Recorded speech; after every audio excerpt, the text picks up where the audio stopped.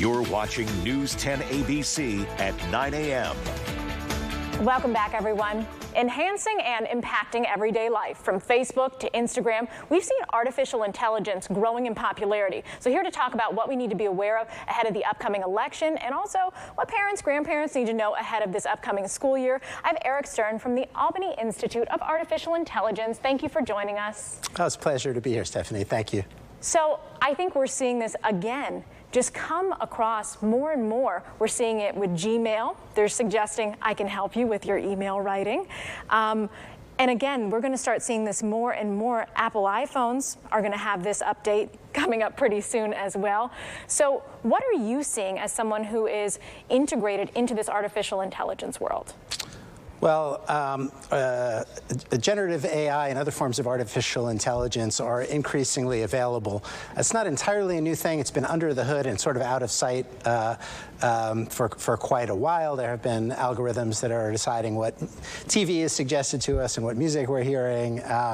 But now AI is becoming a tool that we can use to help us with our writing and other ways of expressing ourselves or making an argument. And it's very available, very tempting to use. And like anything else, it can be used well and responsibly, or it can be used in less constructive ways that are harmful to individuals or to others. The most popular language model that we have is ChatGPT, of course, and we know that more people are using this. Ahead of the school year, what should parents be more aware of? Well, this is a tricky moment, I think, when it comes to artificial intelligence, Gen AI in education, because we haven't quite figured out what this technology means for the way that we teach and we learn.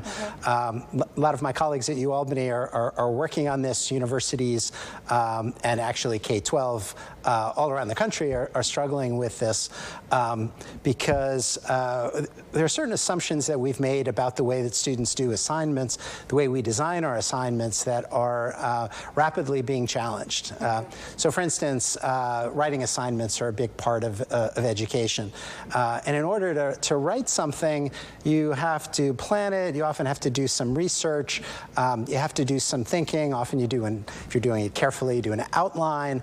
And then ultimately you create a text that you then hopefully revise. And we've had some tools along the way, like grammar checkers, that are now pretty standard and helpful. And word processing has made it easier to edit.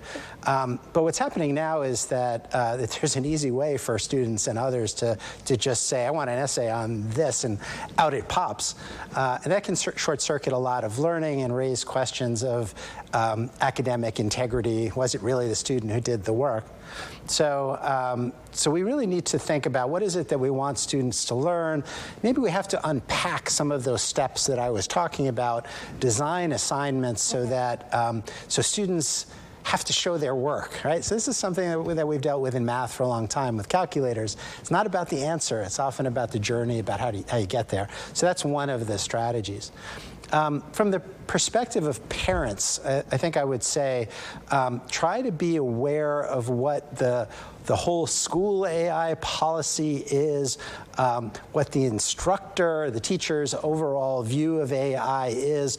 Some are embracing it and finding new ways to use it to enhance the learning experience. Others are old school and they want to maintain the craft. And so they are restrictive about it. It varies from assignment to assignment. Sure. I was just reviewing a high school in Massachusetts, Wilmington, I think it was, and they said the use of AI should not undermine the spirit of the assignment. So if the assignment is about students doing things manually, probably shouldn't use it. On the other hand, it can be a great creativity enhancer, and it brings the possibility of creating these wonderful images that can be combined with text, to make powerful creative statements or to make an argument more effective. That's wonderful, but it can be misused. Sure, and one of those ways that it is misused is we've seen a lot of these deep fake images or deep fake videos, especially ahead of the presidential election. This is top of mind, so I want to pull up that video. This is face mapping that people are using, so they can take points from someone's face and create a whole new video, even replicating their voice. I know we have to go to break in a minute here, but what should we be aware when it comes to, seeing these election ads? Well, so first of all, I think from a more political perspective, if you see somebody from the other party doing something that just seems so outrageous, it's too good to be true, maybe it's not. So critical thinking, being aware that things are not always what they seem, waiting to see when something comes out and there's buzz about it on social media, does it survive some scrutiny? We chatted earlier about the Met Gala, where there were fantastic realistic images of celebrities who were not there and had alibis, so to speak. Right. So sometimes there's circumstantial evidence that shows that something is just not possible. So critical thinking. Ultimately, there's a discussion that's going on about how to watermark or identify images as being artificially created.